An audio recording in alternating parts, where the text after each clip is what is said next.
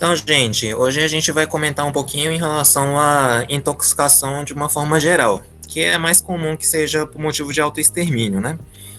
Uma das coisas que é muito comum da gente encontrar no pronto-socorro é a intoxicação, tentativa de autoextermínio com o uso de comprimidos, ou até tentativa de autoextermínio utilizando alguma substância, como gasolina, álcool e entre outras, né? Material corrosivo, querosene. Tive até um paciente que tentou fazer autoextermínio utilizando quiboa, né? Então, tem várias formas de tentativa de autoextermínio e eu quero apresentar para vocês o que vocês devem fazer para esses pacientes que vêm, ok?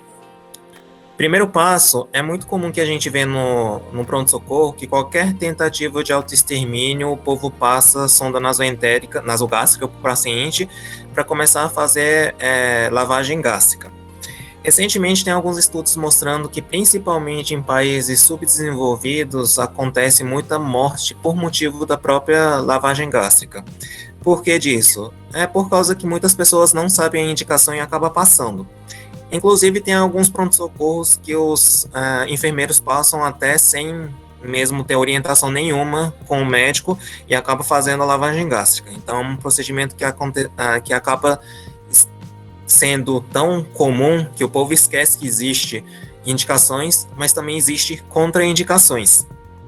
Uma das contraindicações mais clássicas de lavagem gástrica é que a substância seja uma substância corrosiva, ou seja, quiboa, querosene, gasolina, derivados de petróleos no geral, né? Esses, se você fizer uma lavagem gástrica, acaba que você vai queimar tudo que tem no esôfago, até mesmo porque o líquido que entrou, quando você tenta tirar, ela vai puxar e queimar tudinho aqui. Claro que pode fazer perfuração por esofagite também, mas também tem outros fatores, né? Você está jogando líquido dentro do estômago, aumentando a quantidade de líquido dentro do estômago, e isso pode fazer com que tenha mais facilidade de aspiração. Ainda mais substância que evapora fácil, como querosene, gasolina, que boa, né? Água sanitária, esses aí tem grande chance de você fazer broncoconstrição justamente por causa do excesso de líquido que você está infundindo no paciente com a sonda dentro. A sonda não vai fazer com que você tenha uma abertura no esôfago, porque você tem um corpo estranho. Se tem um corpo estranho, vai fazer uma abertura no esôfago. E isso faz com que o refluxo aconteça com mais facilidade. Então, acaba que a sonda nasogástrica muitas vezes pode até matar uma pessoa. Então, acaba que quando você tem esse tipo de acidente, às vezes é acidente, né? Se fosse criança, às vezes é tentativa de autoextermínio proposital. Esses pacientes, vocês não vão passar a sonda nasogástrica. Claro que vocês podem falar para tomar água, né? Os pacientes para tomar água para tentar diluir. No caso de tomar água e diluir, pelo menos o piloro, né? O esfíncter gastroesofágico vai estar fechado depois da deglutição. Então, vai ter menos chances de refluxo e também você não vai oferecer a quantidade de água superior à capacidade do paciente. Às vezes, no lavagem nasogástrica, a pessoa infunde demais o líquido. Infundindo demais o líquido, superando a capacidade do estômago, claro que ela vai refluir com mais facilidade, né? Se você pedir para o paciente mesmo beber água, isso aí vai ter menos risco. Então, a ideia nesses casos de substâncias corrosivas, você vai ter que, na realidade, diluir o líquido do estômago do paciente, pedindo para o paciente tomar água, e não para passar sonda nasogástrica, certo? E muitas vezes as pessoas passam a sonda, né, tenta fazer a lavagem gástrica sem ser uma dose letal de medicamento. Se a pessoa toma medicamento, a gente sabe mais ou menos quanto que é a dose letal do medicamento, né? A maioria dos medicamentos, a dose letal é superior a 10 comprimidos, alguns são 20 comprimidos, né? Claro que tem raras exceções que a dose letal é muito menor. que é o caso, o principal que vocês têm que ficar prestando atenção em relação a isso é o lítio. Paciente com transtorno bipolar, por exemplo, utiliza lítio e, infelizmente, a dose de tratamento e a dose tóxica do lítio é muito perto. Então, para esses casos, realmente poucas quantidades talvez vai necessitar de você pensar em uso de lavado gástrico, mas, no geral, se for menor do que 10 comprimidos, vocês não vão precisar de pensar em fazer a lavagem gástrica para esse tipo de paciente. Então, tem muitas pessoas que, veio com tentativa de autoextermínio e tomou uma cartela de algum medicamento. Se você for ver a cartela, só tem 7 comprimidos. Esses aí é melhor esperar, porque o efeito colateral vai ter, infelizmente o paciente deve passar mal, mas ao menos não vai ser algum efeito que possa ser fatal. Ao passo que, se você fizer uma lavagem gástrica, o paciente pode ter broncoconstrição e ser entubado por causa disso, inclusive ser fatal, assim como pode ter perfuração esofágica, a depender do caso, né? Então, por motivo de risco-benefício, vocês devem avaliar muito bem esse paciente. Se fosse menos de 10 comprimidos, a gente não faria. De 10 a 20 comprimidos é um bom senso mesmo. Acima de 20 comprimidos, provavelmente vai precisar mesmo de lavagem gástrica. Em relação a tempo, também é muito importante. Lembrando que a maioria dos comprimidos é bem absorvido em 1 hora. Então, depois de 1 hora, fica suspeito a efetividade, mais do que 2 horas, a maioria dos medicamentos já foi absorvido e não vai ter efetividade em fazer lavagem gástrica. Tem exceções? Sempre tem exceções na medicina, né? Infelizmente.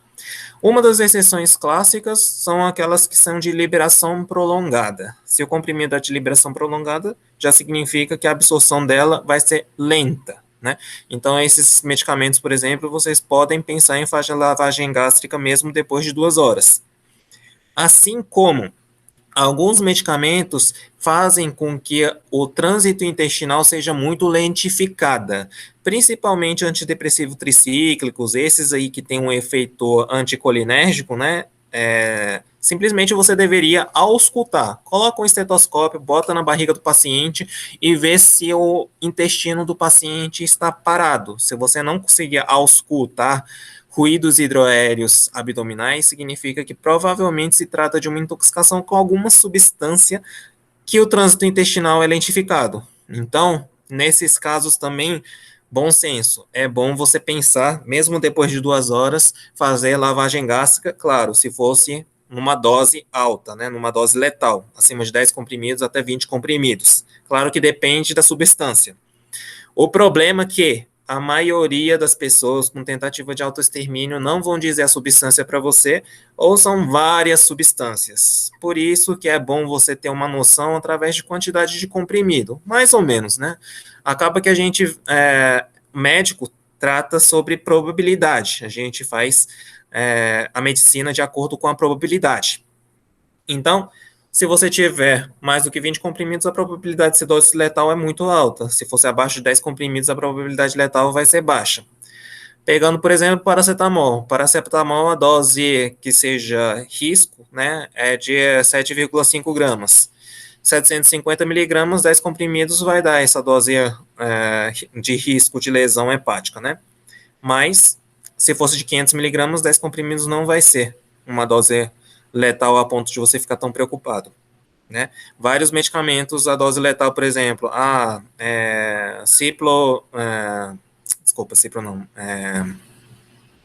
antidepressivo, por exemplo, né? Citalopram. Citalopram, a dose que a gente considera como sendo letal é em torno de 600 miligramas. 600 miligramas, se cada comprimido de citalopram for de 20 miligramas, para chegar a 600 miligramas, você com 10 só chega a 200. Com 20 ainda nem chegou, né? 400. Com 30 comprimidos, que aí você consegue chegar numa dose letal. Então perceba que realmente, né, abaixo de 10 comprimidos provavelmente não vai ser dose letal, acima de 20 provavelmente vai ser dose letal, 10 a 20 depende muito da substância que está sendo ingerida, ok? Então isso que vocês vão ter que ter na mente antes de pensar em lavado gástrico. E infelizmente alguns estudos da África, Sri Lanka, Ásias e vários outros estudos, né, principalmente estudos chineses, mostraram que muitos pacientes estão morrendo por causa do médico, que está oferecendo lavagem gástrica de forma geral, né? Não só médicos, mas todos os profissionais de saúde. Viu o paciente que foi intoxicado, pensa em oferecer lavagem gástrica. Então, material corrosivo, você não vai fazer lavagem gástrica. Medicamento numa dose muito baixa, também você não vai fazer lavagem gástrica por causa do risco-benefício muito ruim. Isso é a principal parte da lavagem gástrica. E na lavagem gástrica também tem que tomar cuidado da quantidade que vocês vão oferecer de líquido, né? Normalmente o estômago do paciente deve caber em torno de 200 ml. Ofereça 200, 250 ml, depois retira o líquido. Não é para ficar oferecendo 2 litros de líquido dentro do sonda e depois tentar retirar, não. 2 litros já vai estar entupido um paciente, né?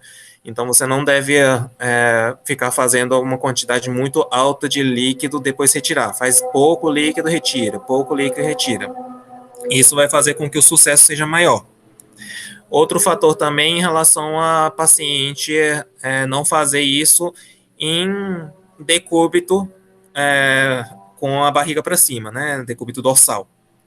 Você deve, de preferência, fazer decúbito lateral esquerda para o paciente. Decúbito lateral esquerdo faz com que facilita a saída também do líquido do paciente, né? Então, e também evita, dificulta pelo menos um pouquinho a broncoaspiração do paciente. Então, essas coisas, assim, pequenas coisas, mas podem ajudar muito e mudar, inclusive, a mortalidade dos pacientes. Segundo passo é você pensar em oferecer uma hidratação.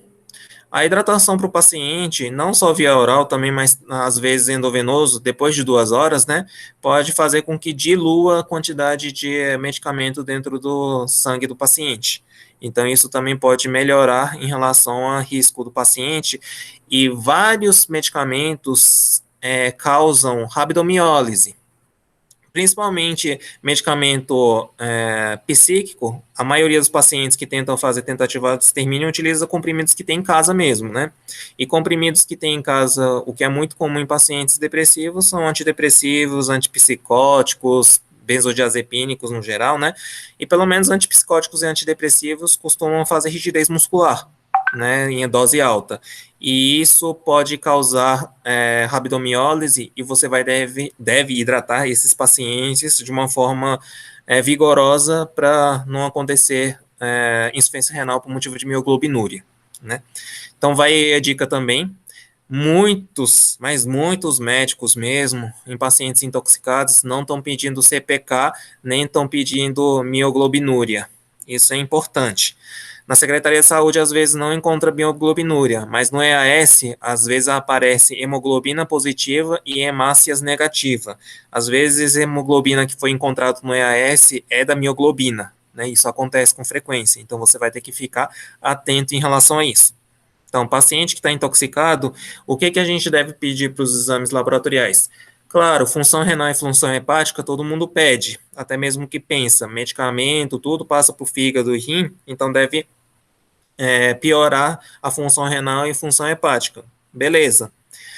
Hemograma também todo mundo costuma pedir para todo mundo, né? Então daria para pedir também, de fato. Eletrólises também costumam pedir para todo mundo, está correto. Mas o que normalmente o povo não está pedindo é o EAS e o CPK. Isso vocês vão ter que ficar atentos por motivo do risco de rabdomiólise. A depender da intoxicação também, se você não sabe qual é o medicamento que foi oferecido, ou se você sabe, e um dos medicamentos, não é exatamente medicamento, né, mas um dos venenos que também é muito comum de tentativa de autoextermínio é veneno de rato. Se é veneno de rato, a gente tem que pensar em coagulopatia também. Então, você deve pedir também TAP, TTPA, né, INR, deve pedir fibrinogênio, para a gente pensar em, a depender do caso, tentar reverter, inclusive com transfusão, né, de plasma fresco. Se o INR estiver muito alargado e o paciente estiver sangrando, oferece plasma fresco e depois oferece vitamina K. Daria para tratar. Muitos medicamentos para rato, né, o princípio ativo é o mesmo da varfarina. Então, o antídoto desses medicamentos costuma ser vitamina K. Então, tem que entender esses detalhes. Então, são alguns exames que você deve pedir para os pacientes que entraram por motivo de intoxicação, seja qual for, né, a etiologia, ou se você não sabe a etiologia. Ok?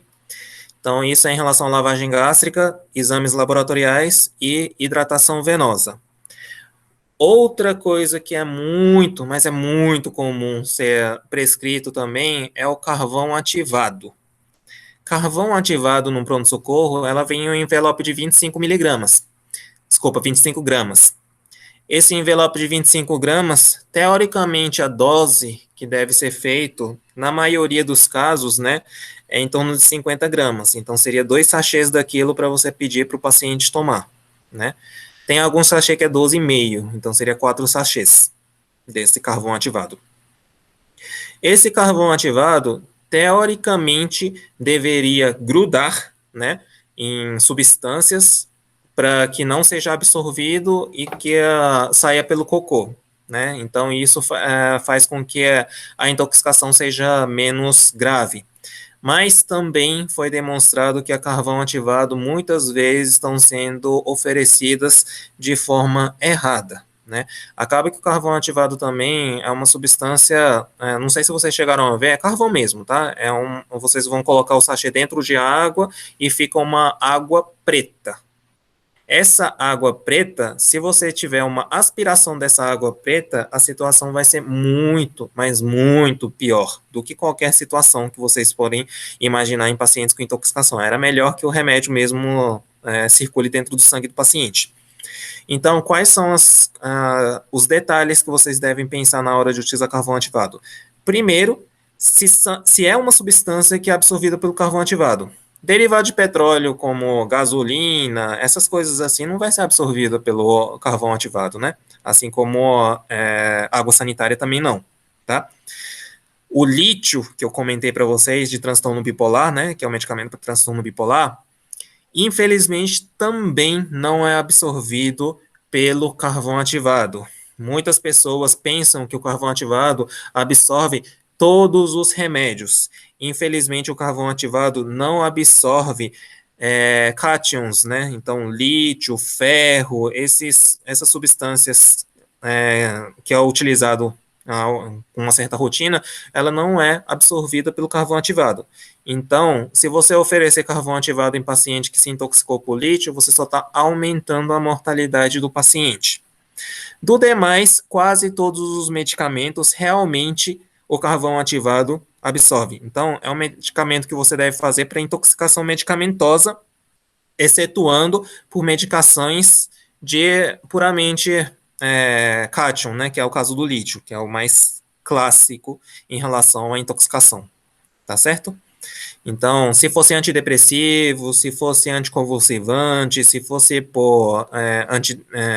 antipsicótico, esses aí, se você oferecer carvão ativado dentro de 2 horas, ainda quando não está absorvendo o remédio, né, de preferência dentro de 1 hora, aí você pode melhorar, né, o risco de morte do paciente. Só que você tem que ficar atento, porque em muitos pronto-socorros está sendo rotineiro você oferecer carvão ativado via sonda nasogástrica.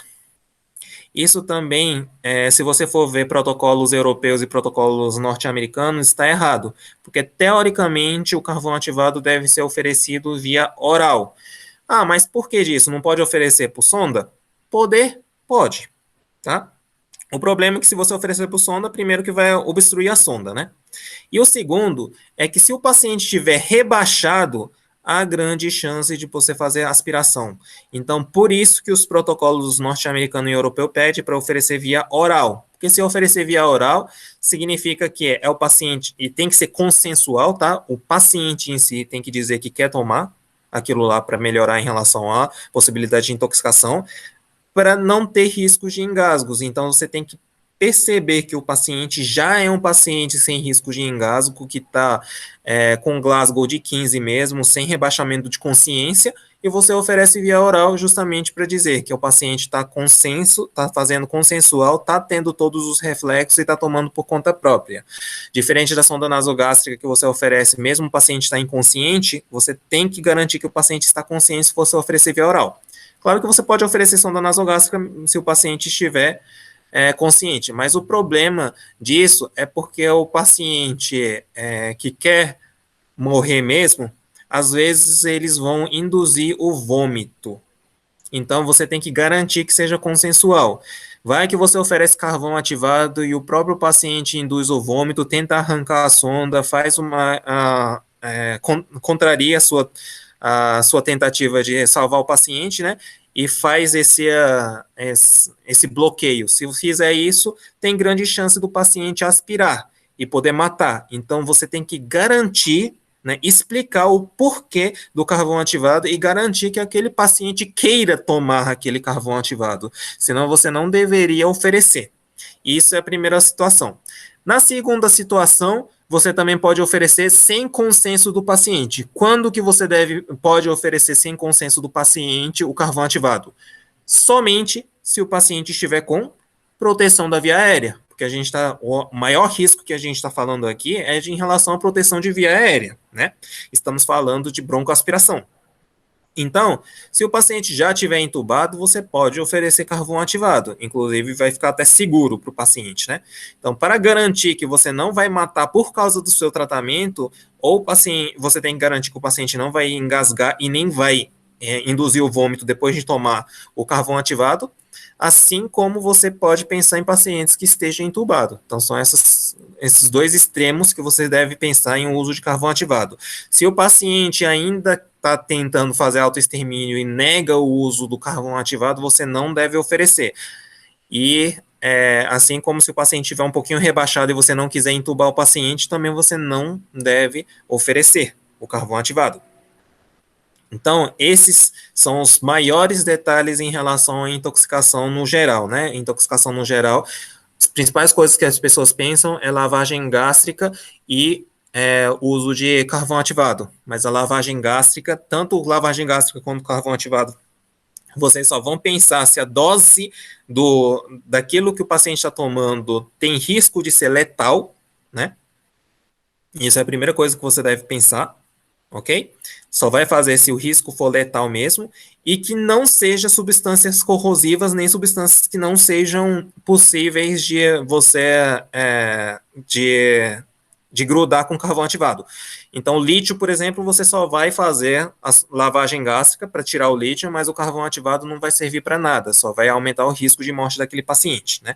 É um caso à parte esse medicamento. Do demais, se fosse antidepressivo numa dose tóxica, faz do carvão ativado, faz a lavagem gástrica seguido de carvão ativado. Tem algumas substâncias que a gente faz o carvão ativado seriado. Em alguns livros antigos está escrito que você deve utilizar laxante. Antigamente falava que precisava utilizar laxante depois do carvão ativado, justamente porque o carvão ativado pode causar constipação, né? E a gente está querendo que não absorva a substância tóxica, então vamos fazer o laxante com carvão ativado. O problema disso é que o próprio carvão ativado pode absorver o laxante. Então, você vai diminuir a eficácia do próprio carvão ativado. Em vez do carvão ativado grudar nas substâncias que você quer que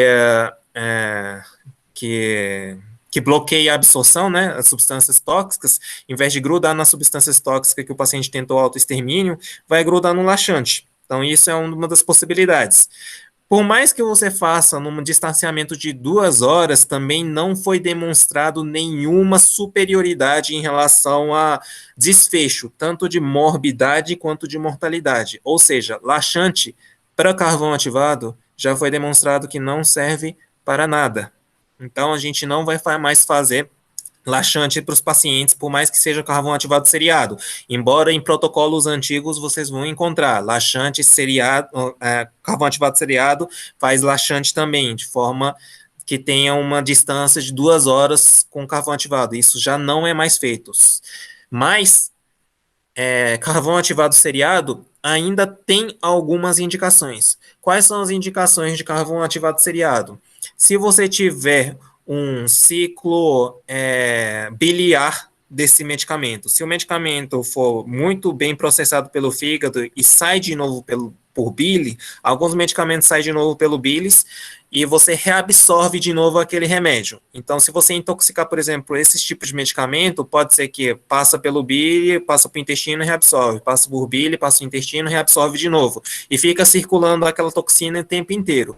Nesses casos, carvão ativado seriado de 4 em 4 horas, né, seria uma opção, tá? E em vez de fazer 50 gramas, você faz dose de 50 gramas de ataque, pode fazer 25 de 4 em 4 horas para esse tipo. Assim como medicamentos que ficam muito tempo no estômago, né, liberando de forma lenta. Ou seja, todos aqueles que têm aquelas letrinhas no final que é de liberação prolongada. Então, a gente está falando glifage XRO, né, os medicamentos aí, Diamicron também tem MR, quando tiver MR, quetiapina XRO, esses aí que tem aquelas letrinhas no final, que significa que é liberação prolongada, todos esses medicamentos que têm letrinhas no final são de liberações prolongadas. Esses vocês podem pensar em utilizar carvão ativado de forma em horário, seriado, né?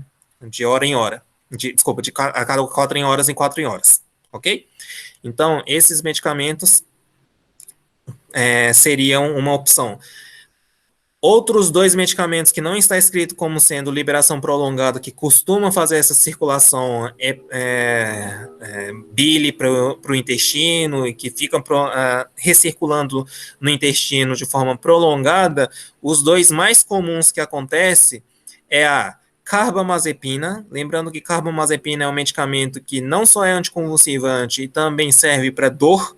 Então, muitas pessoas com dor neuropáticas têm depressão e acaba se suicidando, tentando suicídio utilizando carbamazepina. E carbamazepina é um dos medicamentos também que tem efetividade você utilizar carvão ativado de 4 em 4 horas, tá? Fenobarbital também. Agora, fenobarbital, claro que é só anticonvulsivante, né? É menos comum você ver no pronto-socorro tentativa de autoextermínio com fenobarbital do que carbamazepina. Carbamazepina é mais comum de você encontrar. Mas fenobarbital também é outro medicamento que vocês devem pensar em oferecer carvão ativado de 4 em 4 horas.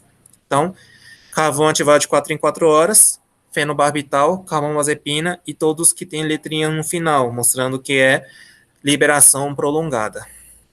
Espero que no pronto-socorro, quando venham com a caixinha, né, dizendo quais são os medicamentos que o paciente tentou autoextermínio, que aí você consegue visualizar com mais facilidade para utilizar o carvão ativado de forma de 4 em 4 horas, ok? Então, isso é em relação ao carvão ativado. E, de medida geral, além disso, depois que você resolver o quadro do paciente, né, você vai ver a parte cerebral do paciente, respiratório do paciente, para ver se vai precisar de intubação do paciente, vai ver o CPK se vai precisar de hidratação venosa vigorosa ou hidratação venosa moderada. Você vai ver glicemia do paciente, né, vai ter que ver se o paciente está com a glicemia boa, para ver se o rebaixamento de consciência não é por motivo de glicemia do paciente. Vai ver todas aquelas funções renais, funções hepáticas. Se tiver tudo ok, melhorou do ponto de vista clínico, aí você vai fazer aquela escala que a gente falou na aula de depressão, que é a escala de SAD persons, né? A gente sabe que 6 a 8 é moderado, acima de 9 é classificado como sendo grave, né? Aqui está falando que se você tiver de 6 a 8, deveria ser mostrado por psiquiatra, se tiver mais do que 9, você deveria internar o paciente por motivo psiquiátrico, tá? Aqui, os critérios que a gente considera como sendo grave, o sexo masculino é classificado como sendo um ponto a mais grave. Motivo porque a chance do paciente conseguir, com êxito, morrer em sexo masculino é maior do que o feminino. Porque o homem, quando tenta fazer tentativa de autoextermínio, é mais comum utilizar revólver, pular de algum local. Enfim, se fosse isso, não vai vir para a clínica médica. Provavelmente vai vir para a cirurgia. E por mais que utiliza medicamento para autoextermínio, os homens costumam tomar mais do que as mulheres, por motivo da capacidade gástrica do paciente de conseguir tomar mais também, tá? Então, acaba que o risco de morte de pacientes homens em tentativa de autoextermínio é maior do que mulher. Daí o sexo entra como critério de risco. Claro que isso aqui a gente não consegue mudar, né? A gente não consegue mudar o sexo do paciente para melhorar esse risco. Idade também é um fator que a gente não vai conseguir resolver do paciente. Aqui, a idade menor do que 19 anos e maior do que 45 anos, na realidade, esse aqui é o risco se o início do quadro de depressão ou quadro de tentativa de autoextermínio for menor do que 19 anos ou maior do que 45 anos, o risco é maior. Normalmente, é por causa que os medicamentos não fazem tanto efeito. Os antidepressivos para esses pacientes podem não fazer tanto efeito, porque o mecanismo pode ser diferente. Maior do que 45 anos, o medicamento pode ser que o paciente está tendo algum tipo de psicose por motivo de demência ou lesão cerebral. Menor que 19 anos, também pode ser alguma coisa de nascença mesmo do paciente. Não é uma depressão adquirida que tem realmente o fator de serotonina cerebral, dopamina cerebral predominante como causa de depressão, né? Porque normalmente os antidepressivos que a gente oferece, a gente age sobre receptores serotoninérgicos. E isso é muito comum de ter distúrbios serotoninérgicos no cérebro de pacientes que têm a depressão na idade de jovem, né, adulto jovem. Já nos idosos ou em pacientes que sejam crianças, não é por motivo serotoninérgico, né? Pode não ser por motivo serotoninérgico. Então, o tratamento tem risco de ser muito mais complicado do que você imagina. Por isso que a idade entra como fator de risco. Depressão, claro que a pessoa que já tem um diagnóstico de depressão tem mais riscos, né? Até mesmo porque além do paciente ser depressivo, normalmente esses pacientes já têm muitos medicamentos dentro de casa. Então, você tem mais facilidade de acesso a coisas que possam fazer com que a pessoa tente o autoextermínio, né? Então, o acesso fica até mais fácil com os medicamentos de tarja preta, inclusive, tá? Tentativa de suicídio prévio também é um dos fatores que é um risco de uma nova tentativa de autoextermínio, tá? Aqui a depressão ainda a gente pode até conseguir resolver, né? No caso de depressão, a gente sabe que o tratamento melhor, na realidade, é exercício físico, é superior a todos os medicamentos que a gente falou até então, tá? Comparando tratamento medicamentoso e exercício físico 3 vezes por semana, mostrou que exercício físico 3 vezes por semana aumenta mais serotonina cerebral do que o antidepressivo. Então, faz com que o paciente tenha menos depressão. Qual é o problema? Antidepressivo é mais fácil de você tomar. A pessoa fazer exercício físico é mais difícil. Isso não é nem para pessoa depressiva. A gente mesmo, que é normal, ou espero que seja normal, né? Não sei se é normal mesmo, mas enfim. Até a gente tem dificuldade de fazer exercício físico. Então, é uma coisa que é muito difícil mesmo de você educar, né? Isso é uma educação, para falar a verdade. Mudança de hábito de vida é uma das coisas mais difíceis de fazer, ainda mais se o paciente estiver depressivo. Então, por pontapé, normalmente a gente utiliza antidepressivo para ver se o paciente começa a fazer exercício físico. Depois que começar a fazer exercício físico, a gente tenta desmamar o antidepressivo. É assim que funciona. E o exercício físico é superior a qualquer antidepressivo comprimidos, né, farmacológicos. Então, você deve encorajar o paciente a fazer exercício físico. Outro estudo que foi demonstrado é em relação à comunhão. Pessoas que têm mais do que 3 pessoas ao redor com uma certa frequência, né, tem mais liberação de serotonina cerebral, assim como tem menos risco de depressão. Então, de preferência, você deve encorajar o paciente a ter esse tipo de comunhão. E o local mais fácil de você ter comunhão, não na época de Covid, né, mas outros momentos, era a igreja. Então, uma das coisas que você deve encorajar o paciente a ir para a igreja é fazer exercício físico. Isso era um protocolo muito comum de acontecer, tá? E a gente oferecia antidepressivo para servir de pontapé, para ver se o paciente ia dar ânimo de pelo menos tentar fazer essas alterações. Mas o medicamento mesmo é muito inferior a essas medidas não farmacológicas. Então, vocês devem encorajar sempre a medida não farmacológica, ok? Então, isso a gente pode ajudar para o paciente na tentativa de autoextermínio. Uso de drogas, álcool, substâncias que você está viciado também faz com que o paciente seja mais fácil de tentar autoextermínio. Então, a gente tem que tentar fazer uma desintoxicação daquele paciente. Isso também dá para fazer em ambiente hospitalar, assim como a gente pode ajudar o paciente a melhorar em relação a abusos, né? Tá certo? Pensamento racional. O pensamento racional, às vezes, o paciente não tem nenhum pensamento racional. Em outras palavras, de palavra leiga mesmo, é um paciente louco. tá? Esses que você percebeu que o paciente não tem nenhuma lógica no pensamento, tem mais risco evidente de tentativa de autoextermínio. Pode ser que você consiga resolver isso dentro da internação, oferecendo algum antipsicótico, por exemplo, ou o paciente realmente cai na real, entra em si, porque às vezes a pessoa tentou fazer aquilo no impulso, mas depois voltou a ter uma racionalidade. Então, essa pontuação durante a internação pode, às vezes, você consegue excluir, né, durante a internação mesmo, tá? Paciente divorciado, separado, viúvo, isso aqui a gente não tem como resolver. Pensamento organizado para tentativa de autoextermínio. Aqui é perda de pensamento racional. Aqui é pensamento organizado para a tentativa de autoextermínio. Como que é esse pensamento organizado de autoextermínio? É aquelas pessoas que falam: eu vou querer morrer no Natal. Isso é muito comum, tá, gente? Natal é recorde de tentativa de autoextermínio. Então, aquela pessoa que pensa uma data específica, dia específica, eu quero fazer isso em tal data, no meu aniversário, isso significa que o paciente se organizou para fazer uma tentativa de extermínio. Isso é um pensamento muito perigoso. Então, essas pessoas, por exemplo, têm maior risco de morte. Isso também, durante a internação, você pode perguntar para o paciente como que ela está pensando em morrer, se ainda pensa em morrer dessa forma. Então, essa pontuação também pode zerar, né? Pode ser que inicialmente seja 2 pontos, depois zere essa pontuação. Então, a gente consegue diminuir a pontuação dessa escala até ficar menos do que 6 pontos para a gente pensar em oferecer alta, mesmo antes do psiquiatra avaliar. Claro que a gente pode mandar para o psiquiatra ambulatorialmente depois, mas às vezes você não precisa de internar um paciente só porque tentou um autoextermínio, tá? Falta de suporte social também é um fator, né?